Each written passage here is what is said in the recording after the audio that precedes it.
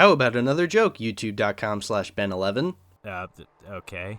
What do you get when you cross an R-rated comic book movie with a mainstream media that fearmongers and treats it like a danger on society? That's oddly specific. I'll tell you what you get.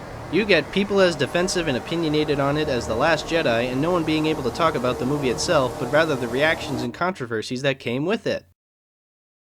Yeah, I don't get it.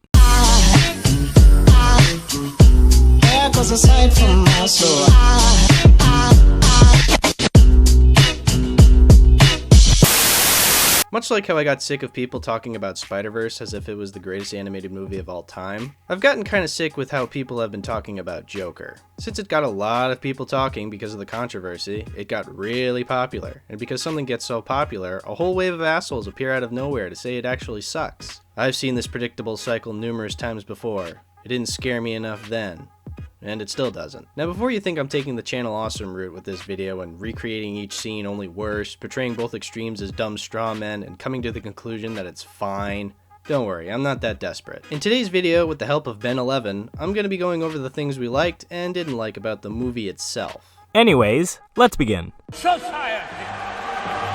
So Joker is the current installment in the DC cinematic universe, except it's not.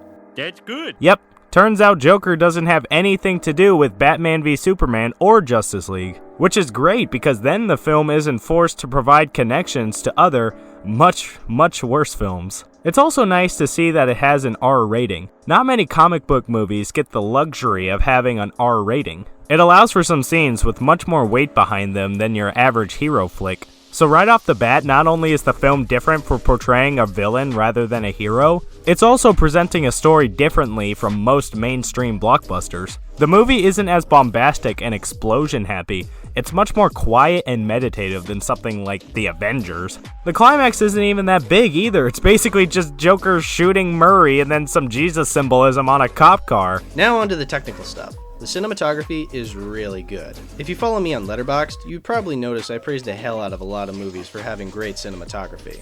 I won't say Joker's is amazing or the best I've seen in any movie ever, but it certainly is a lot better than most standard comic book movies. Gotham feels dirty and disgusting and almost unlivable, which is kind of the point. Seeing the city deteriorate even further into chaos as our main character does is really incredible. Another aspect that really reflects the crazy nature of the movie that I love is the music. I love the music. At some points it's serene and at other times it's intense. Again, reflecting the conflicting nature of the protagonist. I like the intentional details like that. It feels more like the filmmakers put effort into those aspects as opposed to putting effort into making references to other movies. And of course, it might go without saying, but we'll say it anyways, Phoenix is great as Arthur Fleck. It might not be his best role, but he still manages to pull off this uncomfortable presence throughout the entire film. At some points you almost feel bad for the guy since he's been kicked down by society.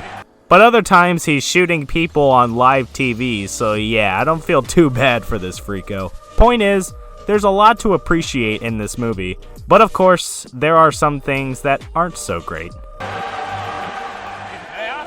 I'm gonna be honest and say, yeah, I'm not really a fan of the inclusion of Zazie Beetz' character. I can see it being in Arthur's nature to fantasize about being with someone because they acknowledged his existence, and I like the idea that it's all in his head. The problem is, I don't feel the movie was all too confident in this storyline. The character only shows up every once in a while and is usually in the background. Then at the end, when it's revealed to be all in his head, the movie just kinda drops her and never acknowledges her again. Also, the way it shows it's a fantasy is a little too obvious as well. Like, it flashbacks to all the times she was on screen and shows those scenes without her there. Like, yeah, we get it. To be honest, they should have done more with this character or cut her out entirely, because while this plotline doesn't ruin the movie, it does kinda slow it down.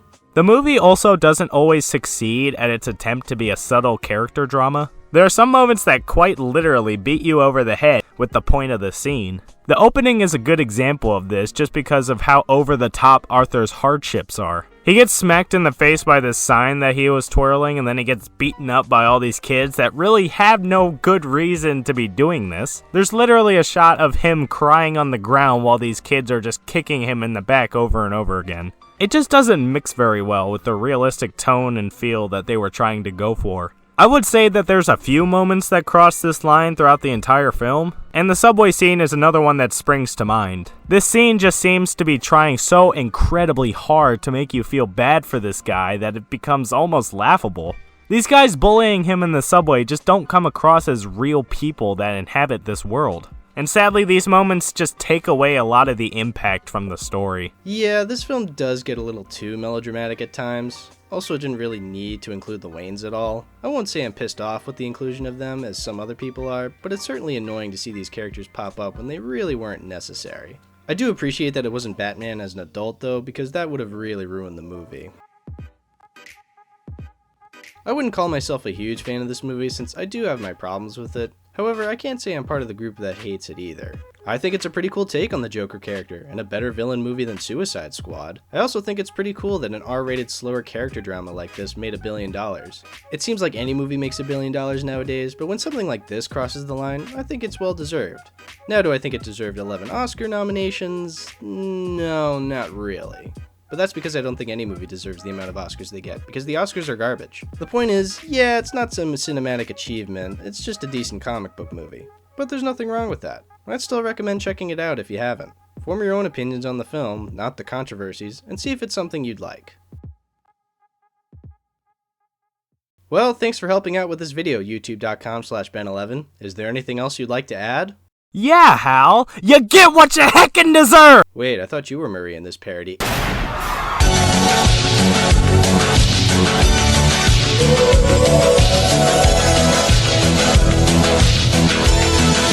back.